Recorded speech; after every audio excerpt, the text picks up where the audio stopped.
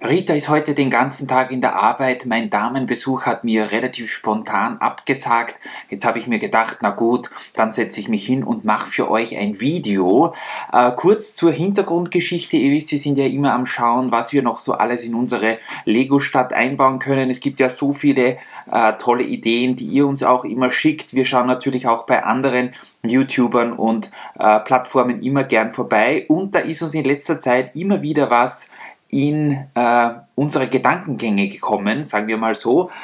Und zwar haben ja einige von euch, ich nenne da nur großartige Beispiele, zum Beispiel Brick Runnings, der so eine tolle Turtles Untergrundanlage gebaut hat, oder auch Stein auf Stein, der ja fast sein gesamtes Layout auch schon unter der Platte verbaut hat.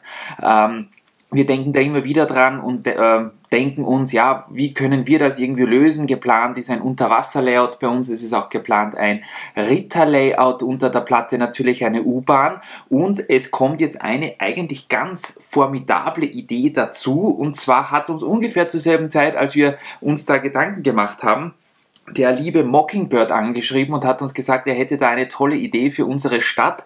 Und zwar hat er bei Lego Ideas was eingesendet.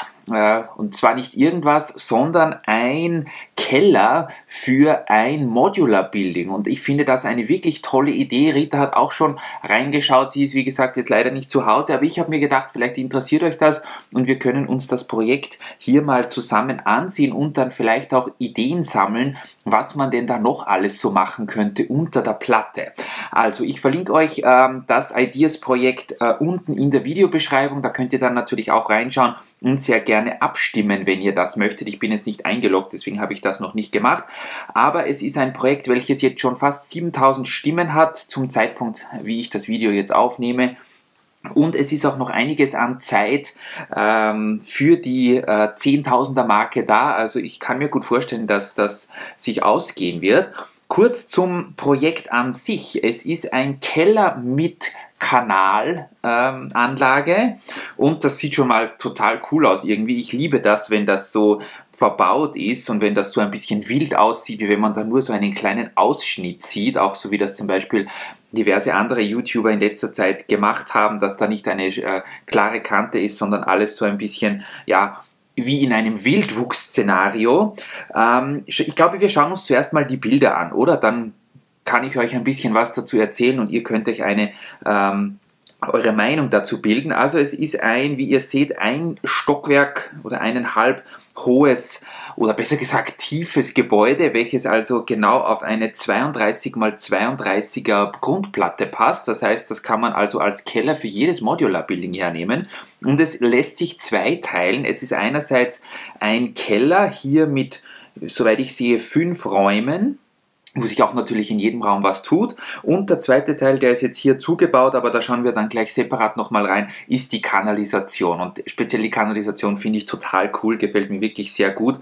Wir haben jetzt hier zuerst mal den Kellerbereich, der hat hier also verschiedene Räume. Das ist jetzt nur der Überblick, wir sehen uns die dann nochmal genau im Detail an. Wir haben hier also einen Maschinenraum. Hier ist, glaube ich, weiß nicht, vielleicht die Wasserpumpe oder der Boiler oder irgendwas, was so große Gebäude halt im Keller haben, irgendwelche, ich kenne mich da nicht so gut aus, Kompressoren und weiß der Kuckuck, was da noch sonst alles drinnen ist, vielleicht auch eine Waschmaschine oder sowas. Dann haben wir hier ein Compartment A, also hier ist ich glaube, ein Werkzeuglager für unseren Klempner, der hier unten wohnt. Das ist der Korridor, wo man also rein und rausgehen kann in den Keller und auch in die verschiedenen Räume reingehen kann. Dann haben wir hier das Wohnzimmer unseres Klempners, unseres Janitors, der sich eigentlich dort unten ganz nett eingerichtet hat. Und dann haben wir hier noch einen zweiten Raum, wo allerhand Krimskrams drinnen ist. Das könnt ihr euch gar nicht vorstellen. Und ihr seht schon jede Menge Secrets, auf die kommen wir dann gleich zu sprechen. Ich hoffe, ich vergesse nicht drauf.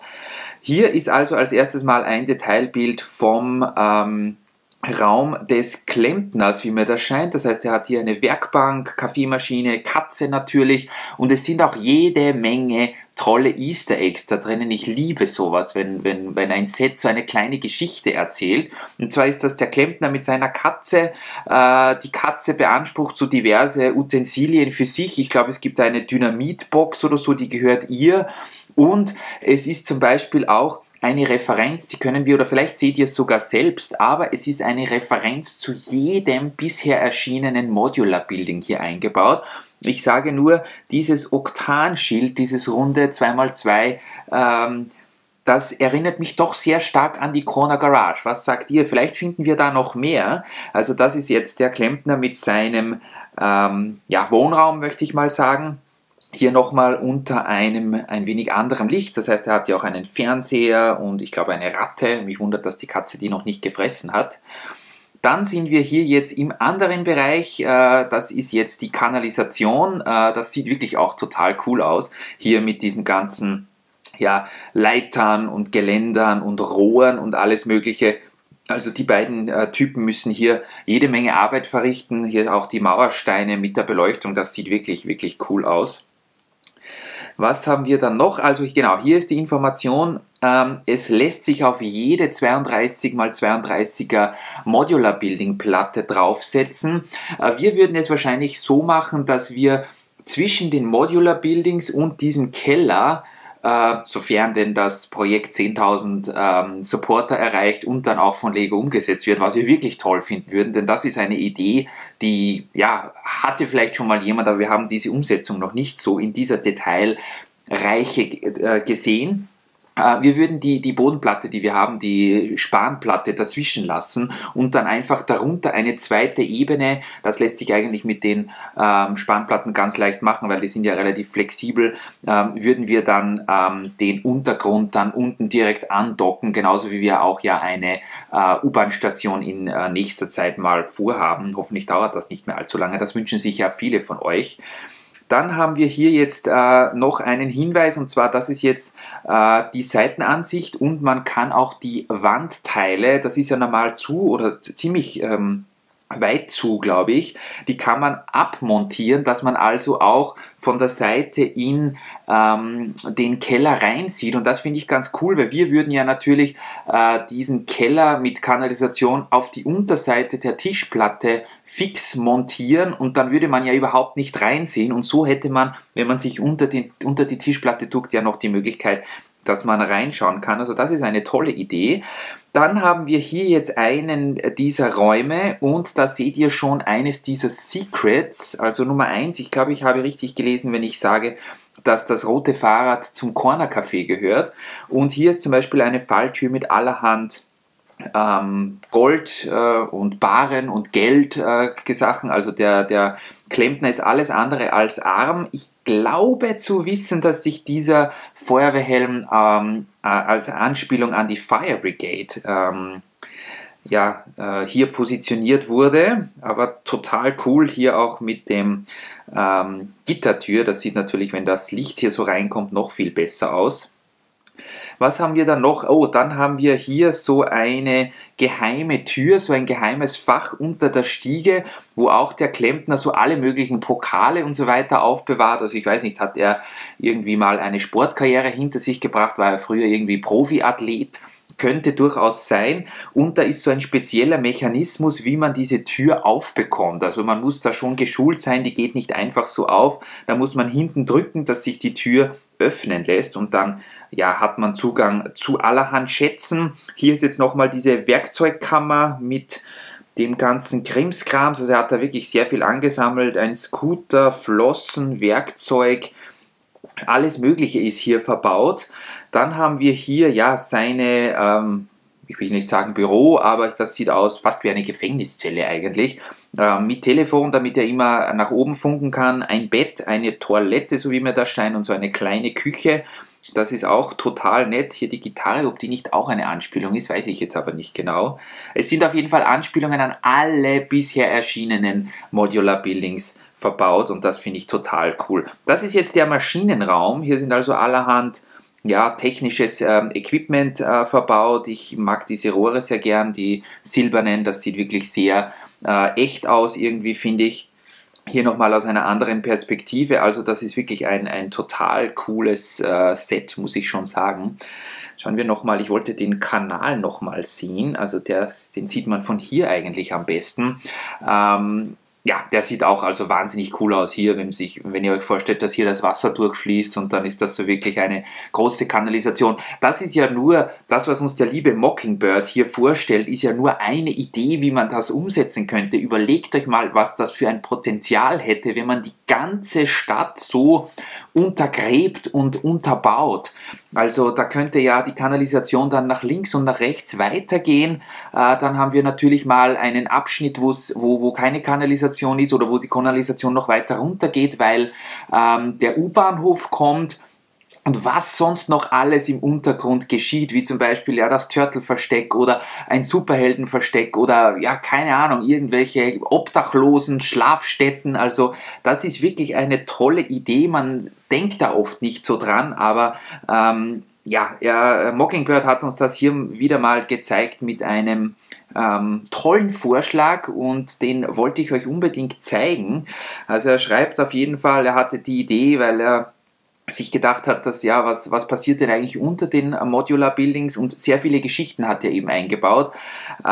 Die beiden Kanalmitarbeiter sind auf einem Routinecheck und sie erzählen sich die Geschichte oder die Legende von einem Albino-Alligator, der ja hoffentlich, Verzeihung, nicht existieren wird.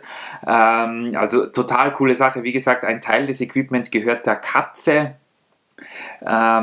Wie gesagt, hier habt ihr nochmal die Auflistung, was alles eingebaut ist. Ich frage mich, wie viele Teile das Set hat. Das steht, glaube ich, nirgendwo. Jedenfalls habe ich es jetzt nicht gesehen. Auf jeden Fall sehr viele, diese Referenzen habe ich schon angesprochen, die hat er jetzt auch schon released. Zum Beispiel die Boombox gehört der Katze und so weiter. Und wenn wir hier auf die Updates gehen, ich will euch zwar nicht spoilern, aber man hat vielleicht auch gar nicht alle gesehen. Also er hat 6000 Abonnenten oder 6000 Supporter hat er gefeiert. Hier zum Beispiel hat er ich glaube, das war bei 5000, ja, bei der 5000er Marke hat er hier geschrieben, welche Referenzen er an die anderen Modular Buildings platziert hat. Zum Beispiel zum Palace Cinema die bedruckte 2x2 Fliese mit dem Stern, nur um ein Beispiel zu geben. Und ich muss sagen, hier sind sogar noch ein paar extra Fotos, die er, auch für unsere chinesischen Freunde, hat er hier ein Werbeplakat vorbereitet. Ich muss sagen, mir gefällt das System her sehr gut. Und gerade wenn man denkt, dass das wirklich nur eine Idee sein könnte, wie man eine Stadt auch im Untergrund aufbaut, dann muss ich sagen, hat das schon sehr, sehr viel Potenzial und wäre auch auf jeden Fall für uns sehr interessant. Also wenn das Set rauskommen würde, dann ist das ein Fixkauf. Wir warten jetzt mal, wir glauben an euch, dass ihr da abstimmt und wir glauben auch an Lego, dass die das rausbringen. Sind wir mal guter Hoffnung.